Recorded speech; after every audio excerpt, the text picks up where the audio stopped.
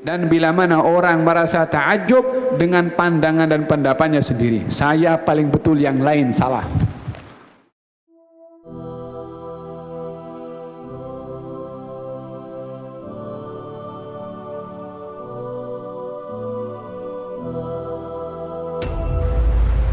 Bila mana 4 perkara ini terjadi, selamatkan diri sendiri dan juga orang-orang yang dekat dengan kita. Apa 4 perkara itu? Hatta idza ra'aita syuhhan muta'an, kalau kamu melihat orang kedekut menjadi ikutan. Al-bakhil menjadi ikutan. Macam mana bakhil menjadi ikutan? Orang bakhil tak merasa bakhil.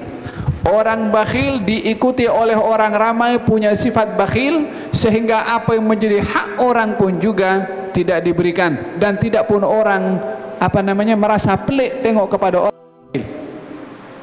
Idza ra'aita syuhhan muta'an wa hawan muttaba'an, dan kalau kamu tengok yang kedua, hawa nafsu menjadi ikutan. Orang hanya mendahulukan hawa nafsunya, hidup dalam dunia hanya untuk masalah memenuhi, memuaskan hawa nafsu sahaja. Dendam dengan orang, marah dengan orang, benci dengan orang, apa yang menjadi kehendak daripada hawa nafsu, itu saja yang didahulukan. Wa hawan muttaba'an, kemudian wa dunyan mu'tharah, dan kalau kamu melihat ramai manusia mendahulukan dunia berbandingkan agama, yakni agama letak tepi, yang penting dunia untuk mencapai kedudukan tinggi, rasuah tak apa, yang penting saya dapat jawatan itu, nak dapat ini projek, ya Allah jolok sini, yang penting dapat dia punya keinginannya. Falhasil untuk mendapatkan keduniaan apa saja dilakukan, hatta walaupun melanggar kepada agama. Untuk mendapatkan keduniaan jual barang palsu, walaupun barang itu murah, tapi dijual palsu semata-mata untuk kaya dengan cepat. Sama juga mendahulukan dunia berbandingkan kepada akhirat, dilanggar. Hal-hal yang bersifat dengan yang benar dalam agama dilanggar. Untuk menjual barang dia bersumpah, wallahi, tujuannya adalah untuk menjual barangnya supaya laku. Dan semua hal-hal yang agama dilanggar semata-mata untuk mendapatkan keduniaan, bahagian daripada 3 atau 4 sifat yang disebutkan oleh Nabi SAW. Yang terakhir adalah wa i'jab kulli dhi ra'yin bi ra'yih, dan bila mana orang merasa ta'ajub dengan pandangan dan pendapatnya sendiri, saya paling betul, yang lain salah.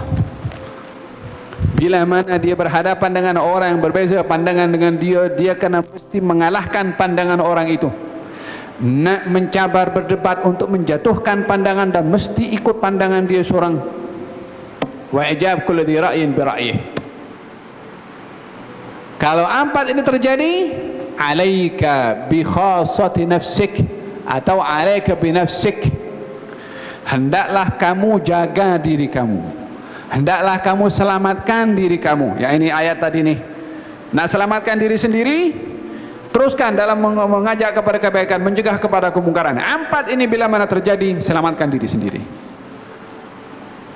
Wada'anka amral awam, tinggalkan hal yang terjadi di kalangan orang ramai, yang ikut pendapatnya sendiri, yang ikut dia punya sifat kedekutnya, yang mendahulukan akan dunianya, yang mengikut kepada hawa nafsunya. Ini yang berlaku, tinggalkan semua.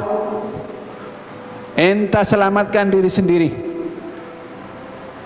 Dalam riwayat yang lain, bi khuwaisati nafsik, yakni dengan diri kamu dan orang-orang yang dekat dengan kamu.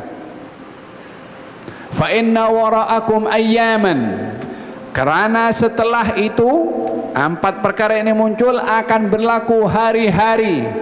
As-sabru as-sabir fihinna, orang yang bersabar pada hari dan zaman itu, yakni cabaran zaman yang akan terjadi bila mana 4 perkara ini muncul. Setelahnya, orang yang berpegang kepada agama, kal qabid alal jamrah, umpama orang yang berpegang kepada bara api. Nak mempertahankan agama sendiri pun juga sukar.